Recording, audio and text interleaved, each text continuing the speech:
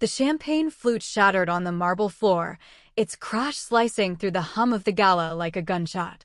Eliza Kane stood frozen, her heart pounding as every eye in the opulent hotel ballroom turned toward her.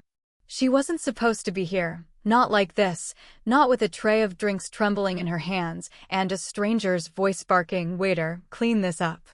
Eliza wasn't a waiter. She owned the damn hotel. But in her plain black blazer, stepping in to help an overwhelmed staff member, she'd been mistaken for one. Again. The mistake stung, not because of the assumption, but because it reminded her of every time she'd been underestimated, her ambition dismissed, her identity questioned. At 28, with her sharp jawline and cropped brown hair, she carried herself with a quiet strength that often went unnoticed in rooms like this, where wealth and privilege reigned. The gala was a glittering affair, hosted at the Grand Aurora, a boutique hotel in downtown Seattle that Eliza had poured her soul into rebuilding. Its chandeliers sparkled like captured stars, and the walls whispered history, her history. She'd inherited the crumbling property from her estranged father 3 years ago, a man who'd never accepted her for who she was. Turning it into a success was her defiance, her proof that she could thrive on her own terms. But tonight, as she stood amidst the city's elite, she felt the familiar weight of being unseen. "Miss the mess." The man who'd snapped at her, a silver-haired executive in a tailored suit, waved impatiently. His tone dripped with condescension, as if she were invisible beyond her assumed role. Eliza's jaw tightened, but before she could respond, a soft hand grazed her arm. "Let me help," a voice said, low and warm. Eliza turned, and her breath caught. The woman beside her was striking, long blonde hair cascading over a navy gown, her green eyes sharp with empathy. She looked about Eliza's age, maybe a year younger, with a presence that felt both grounded and electric. "I'm Claire," she said, kneeling to gather the glass shards before Eliza could protest. "And you don't deserve to be spoken to like that." Eliza blinked, caught off guard by the kindness. "I'm fine," she said, her voice quieter than she intended. She crouched beside Claire, their hands brushing as they worked. The brief touch sent a jolt through her, unexpected and disarming. She wasn't used to people seeing her not like this, not beyond the assumptions. As they stood, Claire's gaze lingered. "You don't seem like you belong out here serving drinks," she said, a playful curiosity in her tone. Eliza's lips twitched into a half-smile, unsure whether to reveal the truth. "Maybe I don't," she replied, her voice carrying a hint of defiance. The night wore on, and Eliza found herself stealing glances at Claire. She was a guest, here with a group of nonprofit organizers raising funds for queer youth shelters, a cause that hit close to home for Eliza, who'd once been a scared teenager navigating her identity in a world that felt hostile. Claire moved through the crowd with ease, her laughter bright but never forced, her presence drawing people in like a flame. Yet she kept circling back to Eliza, asking questions about the hotel, the gala, even the tiny scar above Eliza's eyebrow from a childhood fall. Each word felt like a thread pulling them closer. But the evening wasn't without tension. Eliza overheard whispers, guests speculating about her, the waiter who seemed too comfortable in the hotel's grandeur. "She's probably just staff," one woman murmured, her voice laced with dismissal. Another, louder, remarked, "She doesn't look like she belongs here."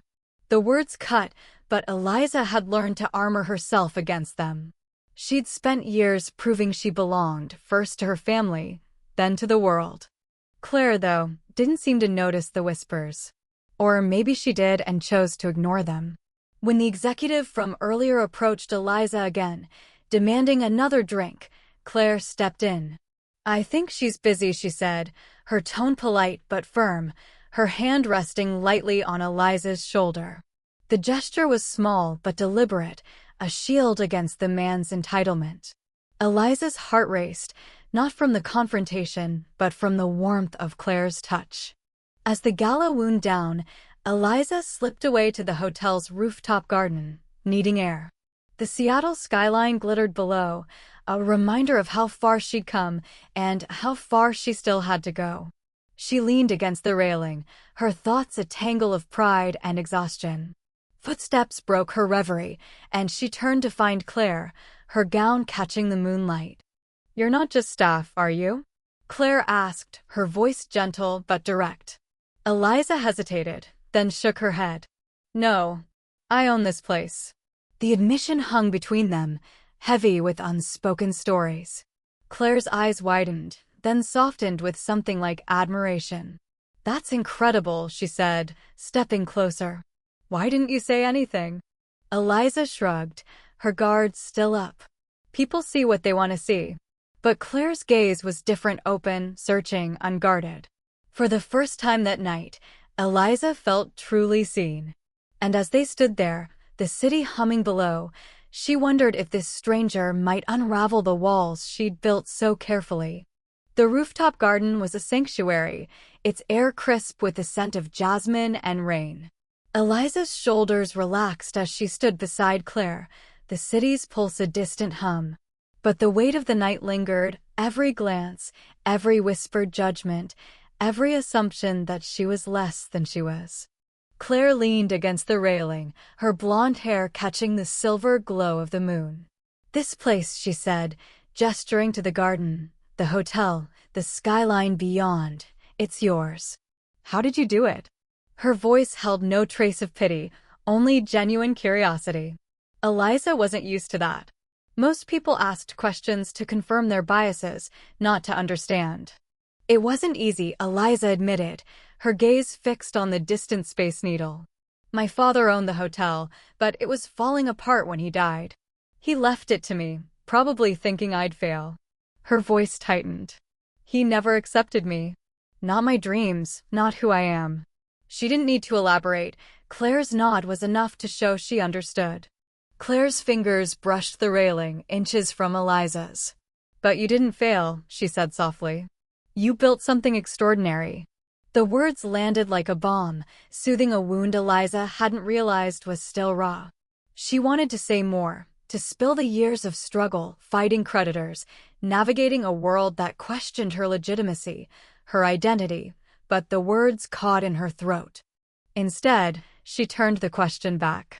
"What about you? Why are you here?" Claire smiled, a little wistful. "I work with the nonprofit hosting the gala. We're trying to fund shelters for queer kids, places where they can feel safe, be themselves." Her voice cracked slightly, and Eliza caught a flicker of something personal in her eyes.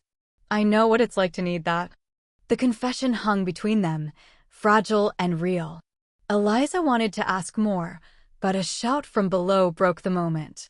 "Eliza, we need you." It was Marcus, her head of staff, his voice urgent.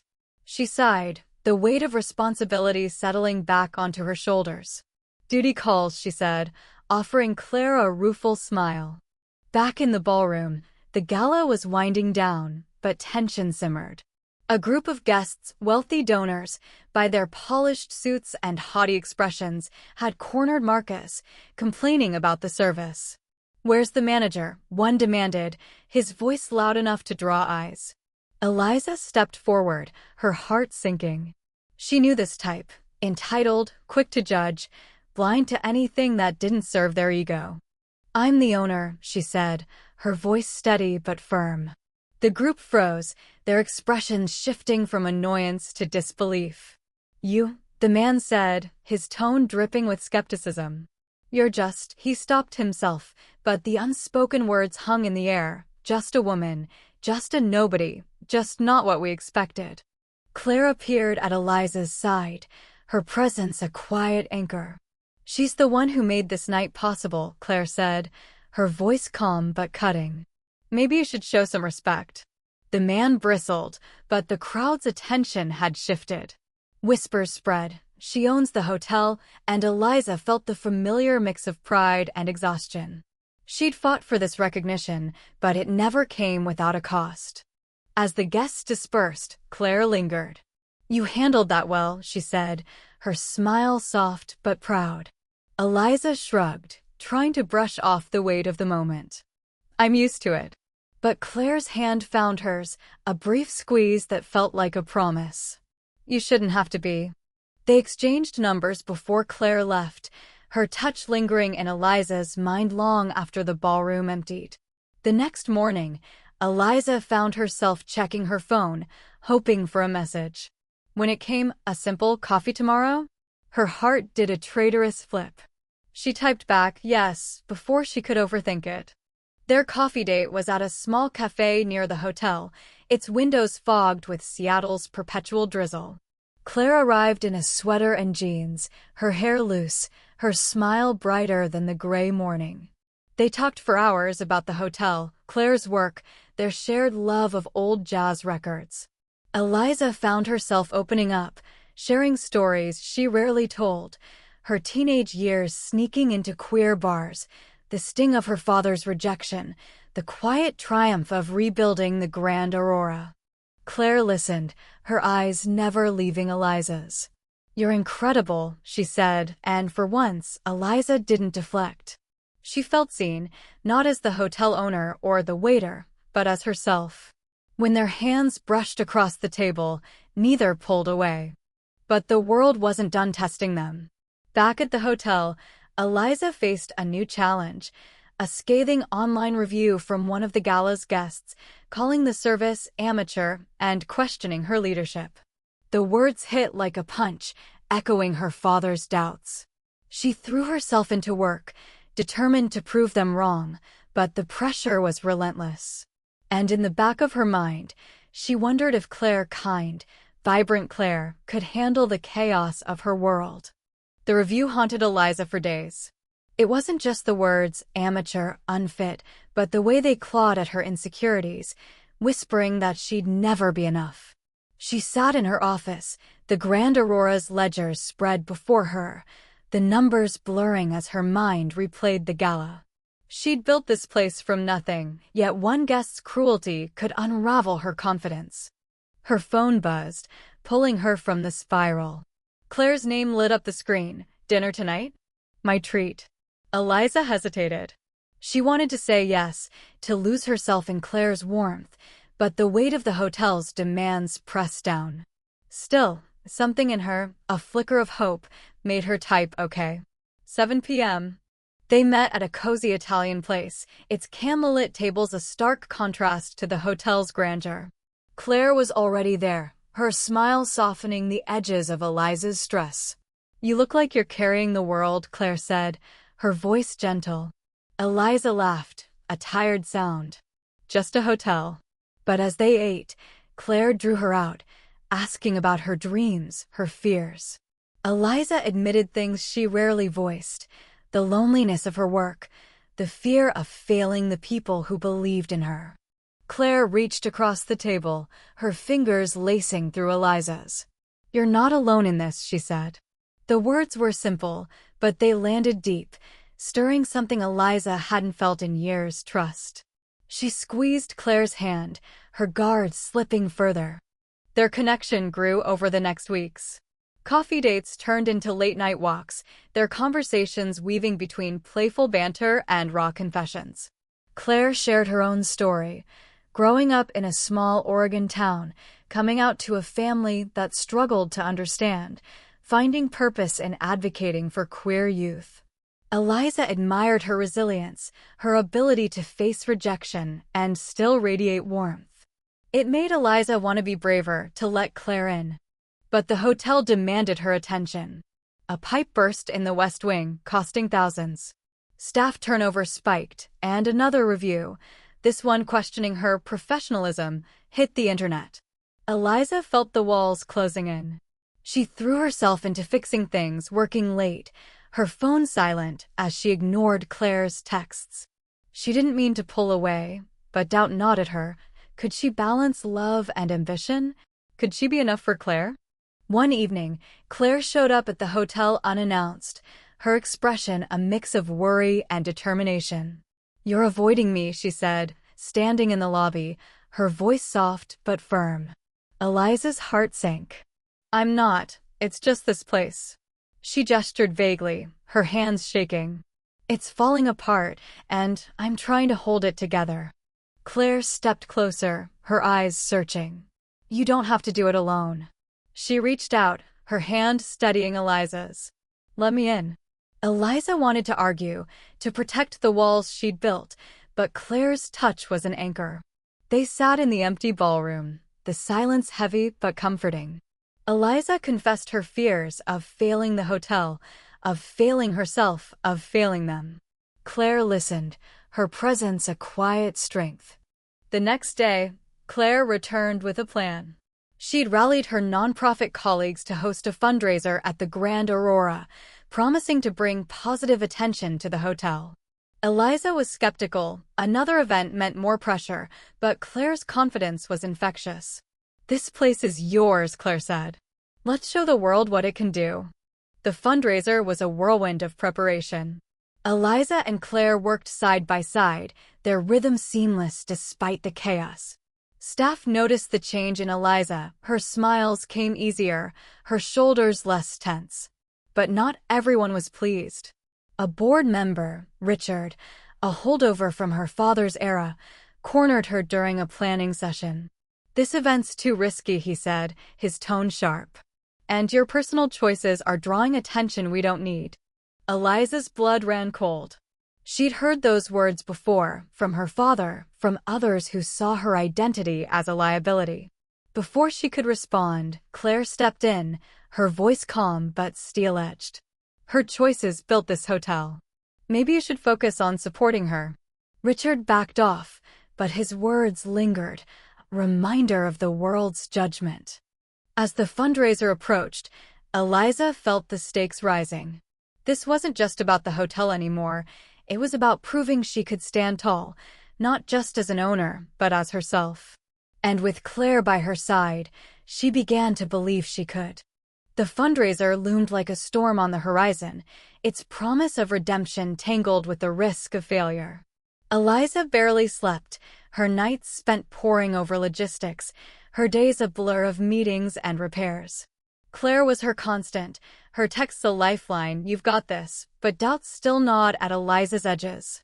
The Grand Aurora buzzed with activity as the event neared. Staff strung fairy lights across the ballroom, their glow softening the room's grandeur into something warm, inviting. Claire's nonprofit team brought energy, their passion for the cause, safe spaces for queer youth, infusing the preparations with purpose.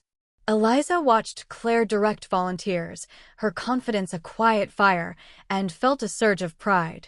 This woman, who'd walked into her life by chance, was now her partner in this gamble. But the pressure was relentless. Richard, the board member, hovered like a vulture, his skepticism palpable. This better not tank us, he muttered during a walkthrough, his eyes lingering on Eliza and Claire's clasped hands. Eliza's stomach twisted, but she held her head high. She'd fought too hard to let his disapproval shake her. The night of the fundraiser arrived, the ballroom transformed into a haven of light and music. Guests poured in, activists, donors, local queer community leaders, each one a reminder of what was at stake. Eliza wore a tailored suit, her short hair swept back, her nerves masked by a practiced smile. Claire, in a deep emerald dress, moved through the crowd with ease, her warmth drawing people in. When their eyes met across the room, Claire's wink was a spark, grounding Eliza in the chaos. The event started strong. Claire gave a speech, her voice steady as she spoke of the kids they served, teens like Eliza had been, searching for a place to belong. The crowd was rapt, donations pouring in. Eliza watched from the sidelines, her heart swelling with admiration. But then disaster struck. The sound system cut out mid-speech, plunging the room into awkward silence. Guests shifted uncomfortably, and Richard's glare burned from across the room. Eliza sprang into action, directing staff to troubleshoot while Claire improvised, engaging the crowd with stories of the kids they'd helped. Her calm kept the room from unraveling, and when the sound returned, the applause was thunderous. Eliza caught Claire's eye, mouthing a silent, "Thank you." Claire's smile was enough to steady her racing heart. As the night progressed, Eliza mingled, her confidence growing. Guests praised the hotel, the event, her vision. But not everyone was kind. A donor, an older man with a sharp suit and sharper eyes, approached her. "You're the owner?" he asked, his tone skeptical. "Didn't expect someone like you to pull this off." The words were a knife, subtle but cutting. Before Eliza could respond, Claire was there, her arm looping through Eliza's. "She's the heart of this place," Claire said, her voice warm but firm. The man backed off, but the encounter left Eliza shaken. Later, in a quiet corner, Eliza confessed to Claire. "I'm tired of proving myself," she said, her voice raw. "Every day, it's the same fight." Claire's hand found hers, her touch steady. "You don't have to prove anything to me," she said. "I see you." The words cracked something open in Eliza, a vulnerability she'd long buried. She leaned into Claire, their foreheads touching, the world fading to just the two of them. The fundraiser ended in triumph, raising more than their goal. Guests left buzzing, the hotel's reputation bolstered. But Richard's warning lingered. He pulled Eliza aside as the last guests departed. "This was a fluke," he said. "Your lifestyle is a distraction. The board's watching." His words were a cold reminder of the battles still ahead. Claire overheard, her jaw tightening. "He's wrong," she said once he was gone. "You're not a distraction, you're the reason this place shines." Eliza wanted to believe her, but fear whispered otherwise. As they stood together in the empty ballroom, the weight of the night settling around them, Eliza wondered if love could survive the scrutiny of her world, or if it would become another thing she'd have to fight for. The weeks after the fundraiser were a whirlwind. The Grand Aurora basked in newfound praise, bookings surging as word spread of the successful event. Eliza should have been elated, but Richard's words echoed in her mind, a shadow over her triumph. She threw herself into work, her days a blur of meetings and maintenance, her nights haunted by the fear that she'd never be enough, not for the board, not for the world, maybe not even for Claire. Claire sensed the shift. Their dates grew quieter, Eliza's smiles harder to coax out. One evening, as they walked along the Seattle waterfront, Claire stopped, her hand catching Eliza's. "Talk to me," she said, her green eyes searching. "You're pulling away." Eliza's throat tightened. She wanted to confess everything, the pressure, the doubt, the fear that loving Claire openly would give her enemies more ammunition. But instead, she said, "It's just work. I'm fine." She wasn't fine. The board was restless, Richard leading a quiet campaign to undermine her. He'd dug up old financial records, questioning her decisions, hinting that her personal life was a liability. Eliza overheard staff whispering about it, their loyalty wavering under the tension. She felt the hotel slipping from her grasp, the one thing she'd fought for above all else. Claire refused to let her retreat. She showed up at the hotel with lunch, dragged Eliza to jazz clubs, left notes tucked into her office, "You're enough." Each gesture chipped away at Eliza's walls, but the fear lingered. Could she have both the hotel and Claire? Or would one have to break? The breaking point came at a board meeting. Richard presented a proposal to sell the Grand Aurora to a corporate chain, arguing it would stabilize the business. "We need leadership that prioritizes profit, not personal agendas," he said, his eyes fixed on Eliza. The room went silent, the other board members shifting uncomfortably. Eliza's heart pounded, her voice steady but burning. "This hotel is my agenda," she said. "I've poured everything into it. You don't get to erase that because you don't like who I am." The meeting ended in a stalemate, but the threat hung heavy. Eliza retreated to her office, her hands shaking as she stared at the ledgers. Claire found her there, her presence a quiet balm. "You fought for this place," Claire said, her voice fierce. "Don't let him take it." Eliza's eyes stung. "What if I lose it? What if I lose everything?" Claire knelt beside her, her hand on Eliza's cheek. "You won't lose me." That night, they went to Eliza's apartment, a small loft overlooking the city. It was the first time Claire had been there, and Eliza felt exposed, her sparse furniture and scattered books revealing more than she intended. They talked until dawn, their confessions raw, Claire's fear of losing her own purpose, Eliza's dread of failing the people she loved. When Claire kissed her, soft and deliberate, Eliza let herself fall into it, the world's weight lifting for a moment. But the fight wasn't over. Richard escalated, leaking rumors to the press about the hotel's mismanagement. A local blog picked it up, twisting the narrative to question Eliza's competence and hinting at her personal life. The comments were brutal, slurs, assumptions, judgment. Eliza read them in her office, her chest tight, until Claire stormed in, slamming her laptop shut. "Don't do this to yourself," she said. "They don't know you." Eliza's voice broke.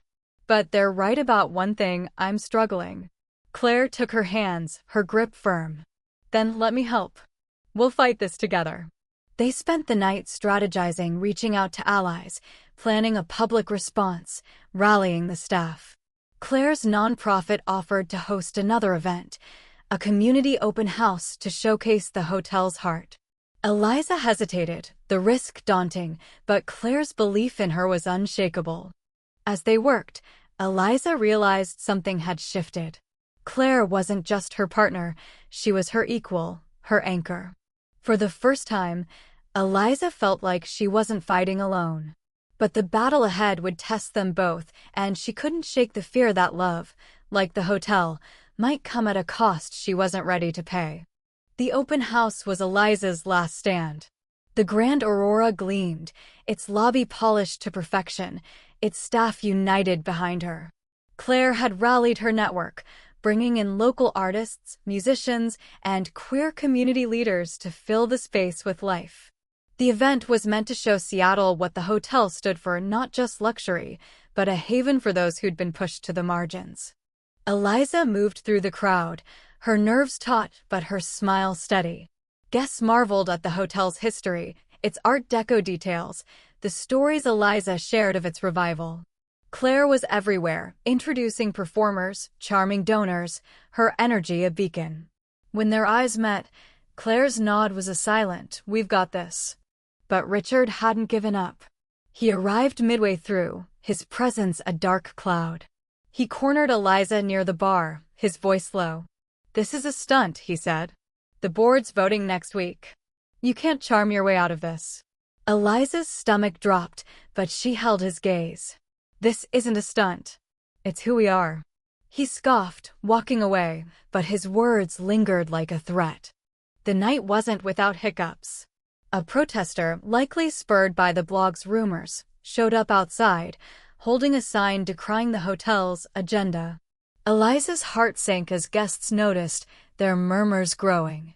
Claire, ever quick, redirected attention, introducing a young poet whose words about identity and resilience silenced the room.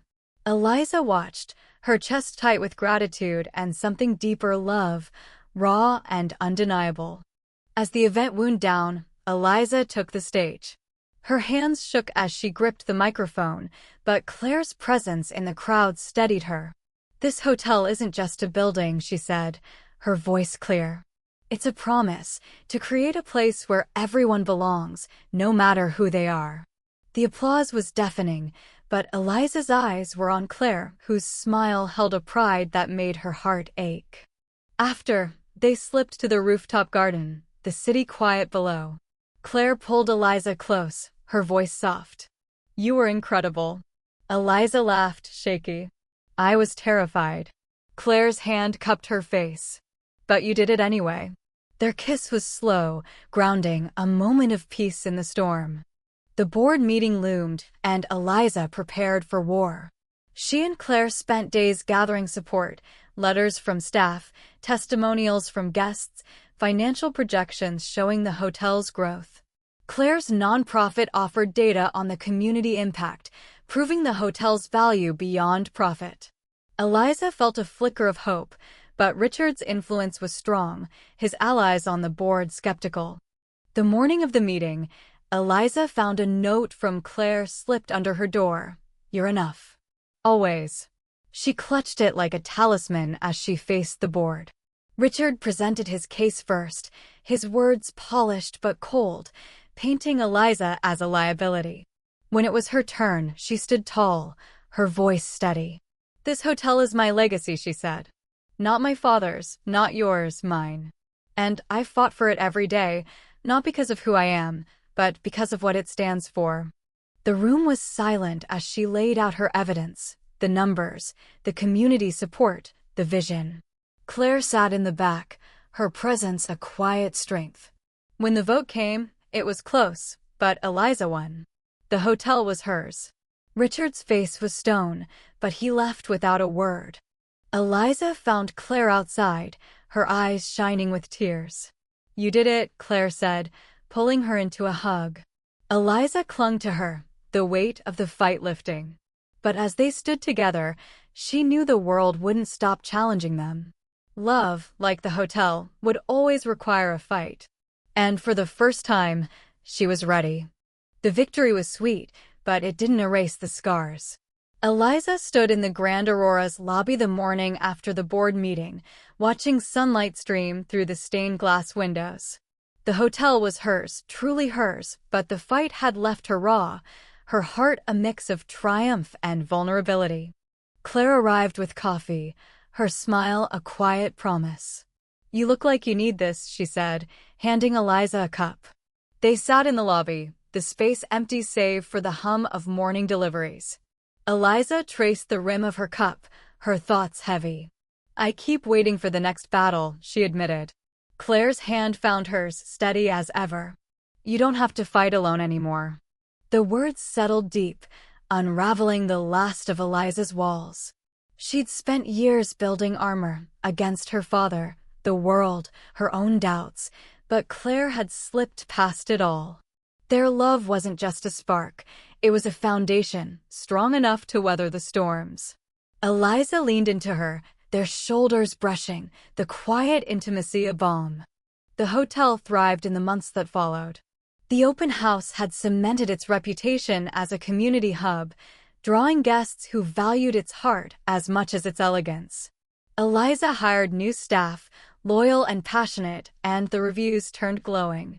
Richard faded into the background, his influence diminished, but Eliza knew others like him would come. She was ready.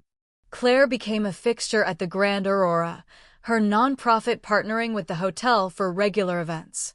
They hosted queer youth workshops, art shows, fundraisers, each one a reminder of why Eliza had fought so hard. She and Claire grew closer, their lives intertwining. They argued sometimes about time, priorities, the weight of their worlds, but each fight ended in understanding, their love stronger for it.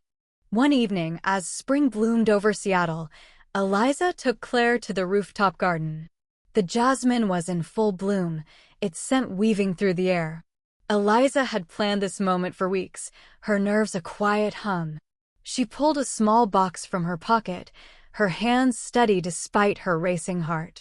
"Claire," she said, her voice soft but sure, "you've seen me, really seen me, when no one else did.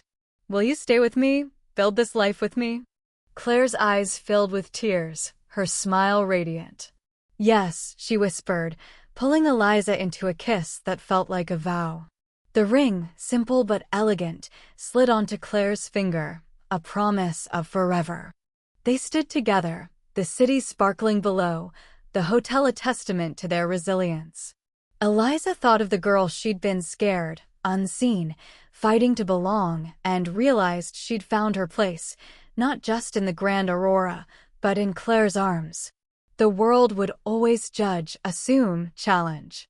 But with Claire by her side, Eliza knew she could face anything.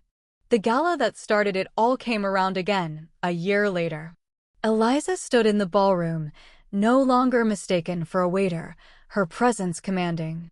Claire was beside her, their hands linked, their love a quiet defiance.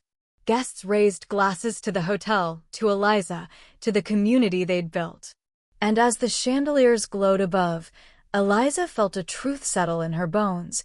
She wasn't just enough, she was extraordinary. Together, they were unstoppable.